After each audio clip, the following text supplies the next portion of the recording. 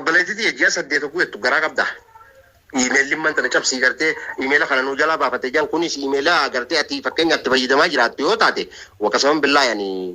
yoon duraan gartee haya isaaniin jee jiraadillee astoofurulaa hin jaa amma lainiin argaddu isaan irraa fuun fedhu si galee dhugaa maallaqaan hin tolchanii beeytaami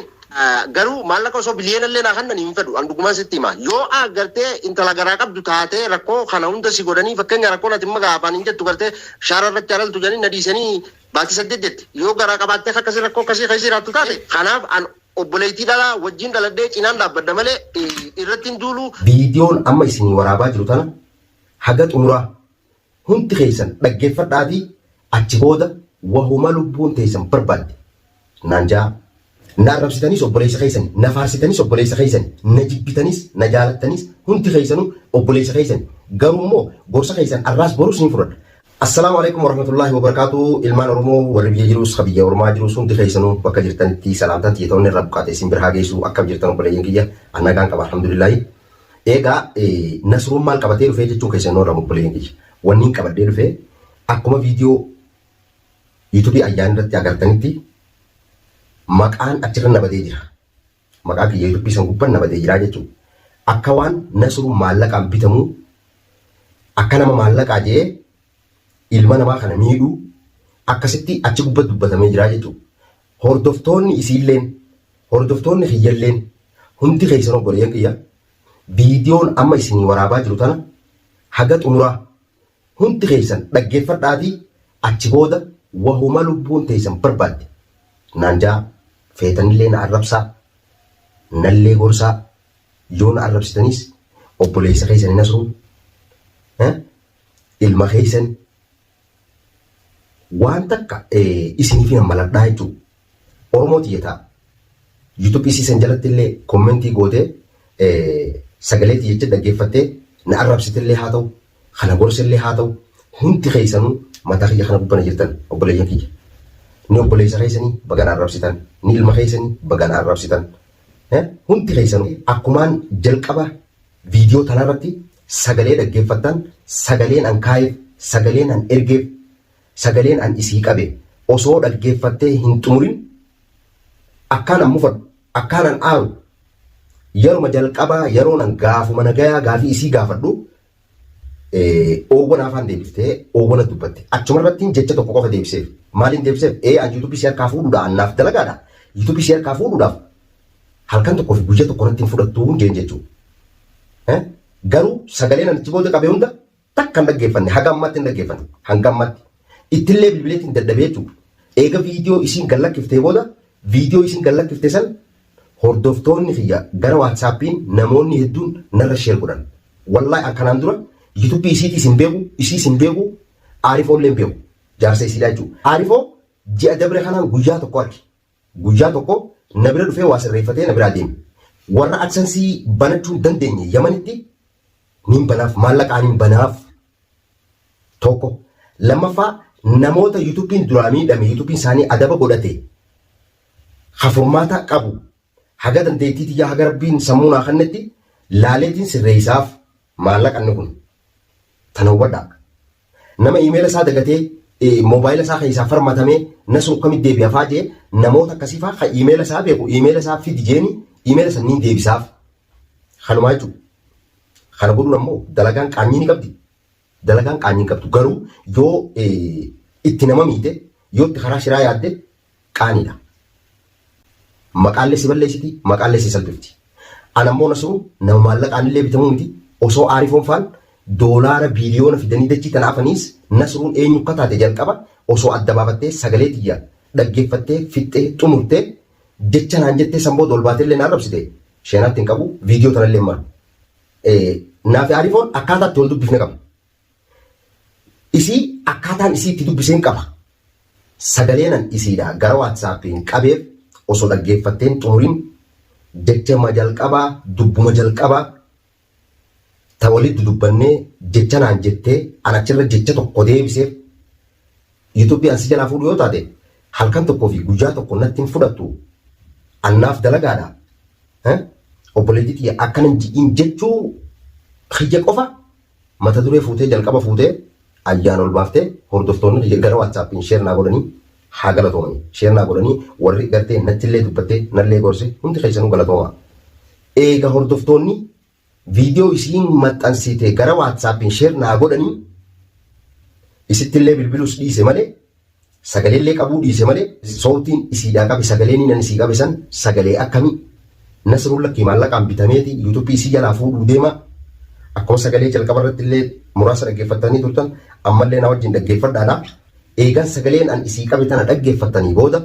kanaaf obboleeyyan kiyya warri akka malee fudhattanis akka malee faamtanis sagaleen an isii qabe dhaggeeffadhaati achi booda immoo eega sagalee tana dhaggeeffatanii booda iPhone akkamitti kana dubbise dubbiin tun akkamitti akka isii geesse akkaataan itti isii dubbise tartiibaaniin irra isin dhufa sagalee tana hanga xumuraan na wajjin dhaggeeffadhaa. Yeroon iimeelli kun duuba jara keenya iimeelli kun tokko hayyee akkamitti jee yeroon laalu dhugaadha iimeelli tokko isii nu bira ture haanaan sanii gartee nu bira ture dhugaa. Yuutuubiin keenya immoo iimeelli kana hajaniiti yuutuubii isaanii ha iimeelli sanis nakkannanii malee yuutuubii keetitti yaalles lakkoofsa bilbilaa meenaa kan naabonaatti dubbatu akkas taate namni waliif bu'uura gaarii an afaan inni gaafadha jeeti malee annoo ani maallaqaan bitameetis nama jalaa gartee wannan cabsu garuu iimeelli kiyya akkanaati meela kana naalaali jeen namni na dhufaa nama gartee yuutuubiin duraafati nama yuutuubiin isaa rakkoo godhateetu na dhufaan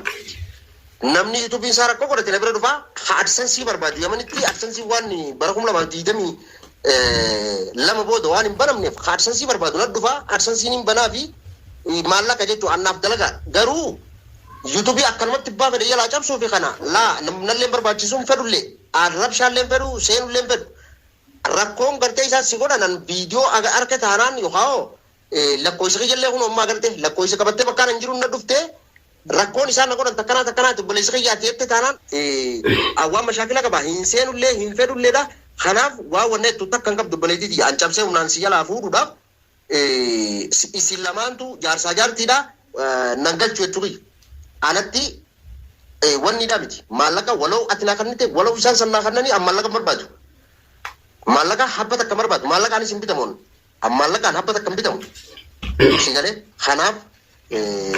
insha Allahu ta'ala lakkoofsa kiyya qabadhuuti rakkoo isaaniin isaan si godhanillee natti himadhu hangaan danda'u duuba isinoo akkana gootan jee isaanitti illee hin dubbadda malee yuutuubii yoo walii galta waliif kannita yuutuub oljeellee sin bulchu obboleettii si galee kanaaf ani waan gartee fakkeenyaaf akka biraan na fudhattu takkaas hin qabu insha Allahu ta'ala khairidha takkasiiti aan ammoo nagaumaaf hin gartee si gaafadhee yoo akka rabshaan hin dhufneef si gaafachuu barbaade malee cabsee si harkaa fuudhuudhaaf kana duraa'uun cabsee si harkaa fuudha ture malee warri si yaalee gartee riba si dhorketan yoo isaan taate malee an si yaalee hin beeku an cabsee si harkaa fuudhuudhaaf osoo akkanumatti gartee fakkeenyaa imeela hanaan san irratti namni as ba'ee yuutuubiin kun keenyaa hanaan jechuu baatte silaa dhugaa yuutuubii san cabsee isa harkan hin deebisa ture hasaati waan ta'e akkasittiin beeka yeroo san amma immoo eegaan badde wanni hin godhuu hin jirtu si galee. Sagaleen abbaan takka tana tabiraalee akkasuma dhaggeeffadhaa. Obboleettii ji'a 8 tokko jettu garaa qabda yoo nama garaa qabu akkana godhanii deeman taatee fakkeenyaa gaa iimeelliin man tana cabsii gartee iimeela kana nuu jalaa baafatee jiran kunis iimeela gartee ati fakkeenyaatti fayyadamaa jiraattu yoo taate waqasaman billaa yaanii yoon duraan gartee haya isaaniin jee jiraadillee astoofurulaa hin jaan waa takka wallahi maaliif yootte ammallayniin argaddu isaan irraa fuun fedhu si galee dhugaa maallaqaaniin tolchanii beeytaami yoo dhageessillee dhaga'uun dhabdu garuu maallaqa osoo biliyoonallee naa kannan hin fedhu an dhugumaan sitti hima yoo gartee intala garaa qabdu taatee rakkoo kana hunda si godhanii fakkeenya rakkoo nati magaa afaan hin jettu gartee shaara irratti alaltu jedhanii na dhiisanii baatii 8 jetti yoo garaa qabaattee akkasii rakkoo akkasii keessa jiraattu taate laawwoma isaan gartee sinna erganuuf hin beekuusi wallahi irrumaa hin dhaabbaddaa jechuu gabaabdutti sii galee kanaaf an obboleettii dhalaa wajjin dhaladhee cinaan dhaabbadda malee irratti hin duulu tanaaf awwaan nallee shakkitu hin qabdu waan nallee hammeeffattu hin qabdu. Hordoftoota kiyya dhaggeeffattan jeetii yaada. Akkuma amma dhageessan kana sagalee qabeetii fi sagalee isiin dhaggeeffachuu dhabnaan irra deebi'ee ittillee bilbilallee na jalaa kaasuu ittiin irra cuftee itti dhiise jechuudha. Halkan keessa immoo viidiyoo gara waatsaappiin hordoftoonni sheerarra godhanii yeroo jala seenee ilaalu kunoo sagalee xiyyatanii waatsaap keessa jalqabarraa isii qabee hundaa keessa jira jechuudha. Asirratti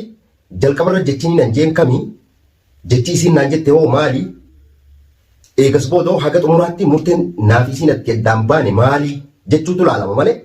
akkanumatti jechuun asuun maallaqaan bitamee yookaan yuutuubii nama jalaa cabsuudhaaf kan bal yoon hojjedhe yuutuubii abbaan na fidatee waan kana naa godhi yuutuubiin kun kasaatii harkaa qabaa moobaayila isaarra jira waan kana naa laali jee qofaan laaluu fi danda'a. Tokko ji an aarifoon walumaa galattuu hanaanni beektan jeeti yaada. Iimeela yuutuubii hanaani natti ergi yuutuubii sadii qaban akkana fakkaatetti eegas jechuudha. Kaniin eegas hubadhe maaliif waliin beeynuutti waan ta'eef yuutuubii kana laali naa deebisi na jalaa gartee jaartiin akkanaaf akkana jijjiirtee jirti. Jeenattiin yuutuubii sadii yuutuubiin sadeen kanuma isaaniitiif hin ta'a irraayis hin beeku. Yuutuubiilee sadeen san keessaa tokko yuutuubii hanaan iimeela yuutuubii hanaan sannatti ergeeti nasru yuutuubii kana naa laali iimeela kana na biraa baasanii jiranii yuutuubiin kun yuutuubii riyyaa naa laalii naan jedhe. An yuutuubii hanaanis hin beeku iimeela isiitis hin beeku an akka hanaan taates hin beeku kanuma isaatiif hin ta'a yuutuubii kana keessaa na baasanii yuutuubii kana naa laalii jechuudha. Tamaam an gara torbee na dhukkuba mataan na dhukkubaa jira qorichaan fudhachaa jira. Gara guyyaa sadii mataan natti hammaateetu jawwaala shabakaa banee irran turu shabakaa banee laalee faadhaan cufeetuma ciisaa jira jechuudha. Isa dubbisee inni iimeela naa ergee bullee ganama hanaan namaa wajjin bilbila na bilbiltee nasru yuutuubii tokko namni na jalaa cabsaa jira na jalaa fuudhaa jira eessi jirta eessa galta obboleessa rayya yuutuubiin sirreessite jechuun dhaga'ee naan jette jechuudha. Obboleettiitii jeeniitiin na bira dhufte isiin mana kiyya na bira dhufte. Yeroo na bira dhuftu moobaayila irraa fuudhee yeroon iimeela gartee itti naqu iimeela isii san gartee iimeela isii tana jalaa cabsu jira yeroon dhaqee seenee ilaalu iimeelli aarifoon natti ergeen tokko jechuu iimeelli. Hai iimeelli kuni namaan natti erge yuutuubiin kun ka'ee nyuutii jeetiin gaafadhe. Kijjaa jette jechuudha. Ni ilaale ma yuutuubiillee ka'isiiti. As garagaleetiin aarifoon shabakaa irraa jiru yoo zaasanii obboleessa aarifooti as jira. Obboleessa gaafadhe. Aboo iimeela tokko natti erganii iimeelli san ka hanaani ka yuutuubii hanaani hanaan har'a kana na bira dhuftee yuutuubiidha namni na jalaa cabsu jiraanasu jettee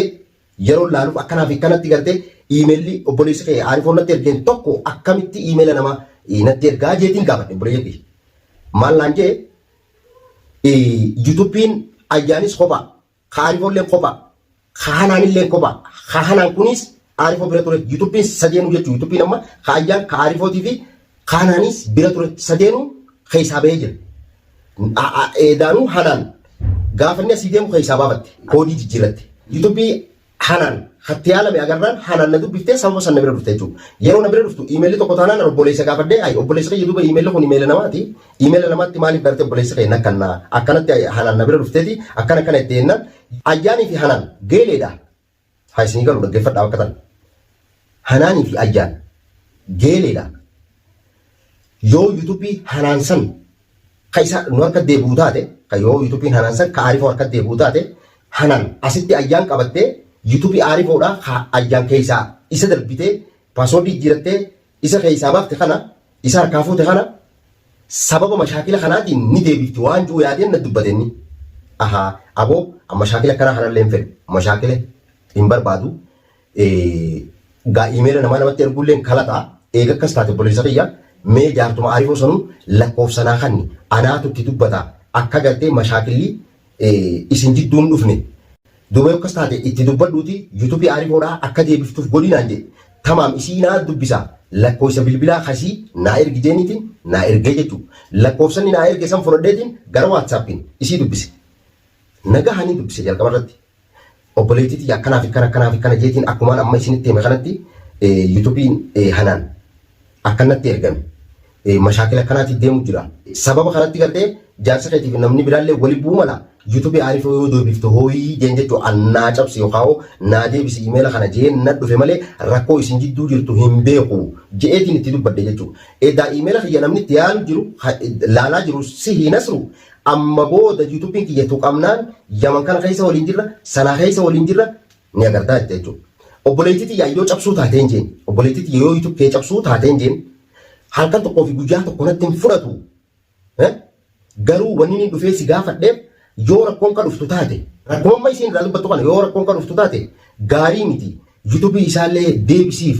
yoo rakkoon ammoo isaan lamaan jidduu kan jiraattu taate hanga humnatiyyaan rakkoo isaan jidduu jirtu san jaarsaa jaartiidha isaan jaarsaa jaartiidha qabeenyi jaarsaa jaartii wajjin qabaatan tokkumatti hin beeka maleen ka garaagaraa kanaas hin beeku ka gartee namaas miidhanii akkana ol godhaniis hin beeku haala kanatti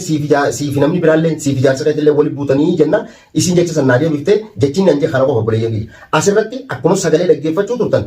obboleettii tiyya eega gartee ati nama garaa qabu taate aarifoon awwaan kanarraa quban qabu wallola keessanis hin beeku isinillee hin beeku nallee hin beeytanii sababa haajaa yuutuubiin gartee isa biraa beef inillee na dhufe sii wajjinillee akka wali dhufnu kana dubbiin na goote kanaaf obboleettii tiyya amma nasruun maallaqaanis hin bitamu amma maallaqaanis hin bitamu kanaaf obboleettii tiyya an gooma kana keessa waan na galchees hin qabu yuutuubii keetillee irrallee harkaan kaa'u anarraas borus maallaqaan hin bitamu maallaqa miliyoona fedhe osoo fidanii gannaqani maallaqaan hin bitamu kanaaf an ilmoo dhalaatiin dhalee qaba intala dhalaa wajjin dhaladhee kanaaf allakkee waa yuutuubii keetiin nagaye hin qabu ayyaan jeetiin sagalee qabeefii jechuun obboleeyyan kiyya. Viidiyoo tana asumaan hundi keessan obboleeyyan kiyya laayik godhaadha yaada keessan as jalan naa qoodaa warri isii beektanillee sheer godhaa fi itti hima ani yuutuubii isii an obboleeyyan kiyya walumaa galatti waan gartee jaarsaaf jaartii jidduu na galchu hin qabu nasruun maallaqaanis hin bitamu arraas boruusi jalqabaas sababa aarifoon iimeela nama biraa natti ergee naafi nama biraa jaartii isaa osoo hin ta'in jechuudha naafi nama biraa walaafaan kaa'ee naafi namni biraa sun eega walitti dubbannee booda maaliif boo'isin nama kana miitan iimeela nama maattu isin hin ga'e sababa jaamu irratti jaartii teenyaatu iimeela keenya keessaan nu baase iimeela san yoo isin nu deebifte nutillee kanamaan tuynu jechuudhaaf jarri dubbatee an ammoo wanni niin gartee jaartii aarifootiif sagalee qabee itti dubbadhee fan akka rakkoon yoon danda'e rakkoo isaan jidduu jirtu laalee xumuruufi malee akka yuutuubii aarifoon maallaqa naa kannee yuutuubii isii cabsee fuudhee harkaa miskiintittii garaa qabdu isini galee miskiintittii garaa qabdu yuutuubii isii jalaa cabsee aarifoo qeebalchiisee maallaqa argadhuufi miti kanaaf obboleeyyan kiyya hundi keessan warri na arrabsitanis hayaadanaa qoodanis hundi keessanuu galatooma ulfaadha arraas borus isiniin jaaladha na arrabsitanis obboleessa keessan na faarsitanis obboleessa keessan na jibbitanis na jaalattanis hundi keessanuu obboleessa keessan garuu immoo gorsa keessan arraas borus ni fudhadha arraas borus arraba keessanis ni fudhadha ammoo nasruun waan isin yaaddanii nasruun maaliif waan kana godha jettan an jalqaba osoo wanti kun hundi hin taaneen firraa laalee waan tokko godha malee akkanumatti kallattiidhaan maallaqa namni naa kabalu laalee ilma namaarra miidhaas hin fidu